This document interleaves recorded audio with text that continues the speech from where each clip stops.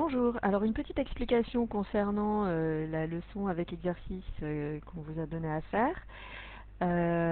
Donc ici on reprend les explications concernant la manière de nommer les côtés dans un triangle rectangle. Donc ça dépend du point de vue duquel on se place.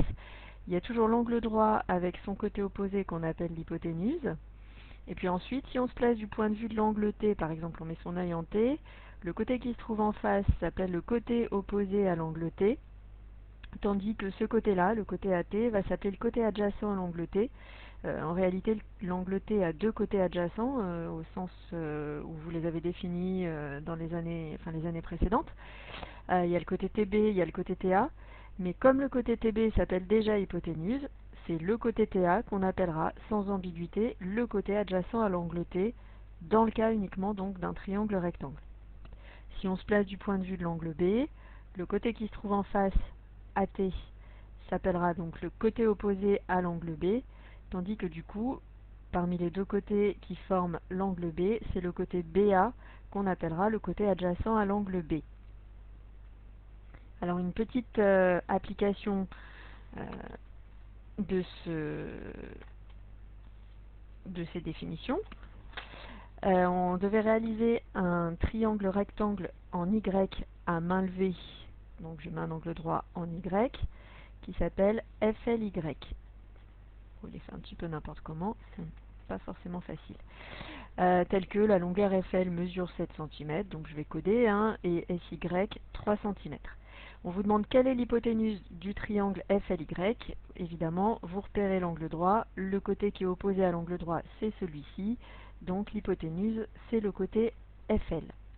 Je le note. Ce côté-là étant nommé, on ne lui donnera pas d'autre nom, hein, même par rapport aux angles F et L. On continuera toujours à l'appeler hypoténuse. Ensuite, pour l'angle, question 3, pour l'angle YFL. Donc c'est l'angle de sommet F qui se trouve ici. On vous demande de nommer son côté adjacent et son côté opposé.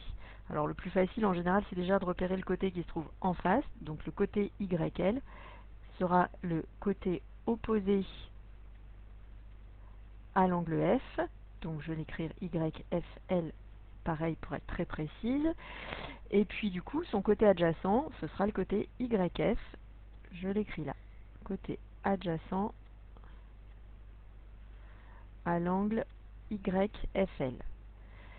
Maintenant, si je me positionne, comme on le demande à la question 4, du point de vue de l'angle FLY, que je vais tracer en vert, c'est l'angle de sommet L, le côté opposé se trouve ici, donc le côté YF, qui était le côté adjacent à l'angle YFL, devient le côté opposé à l'angle YLF, et son côté adjacent, c'est le côté YL, qui était le côté opposé à l'angle de sommet F.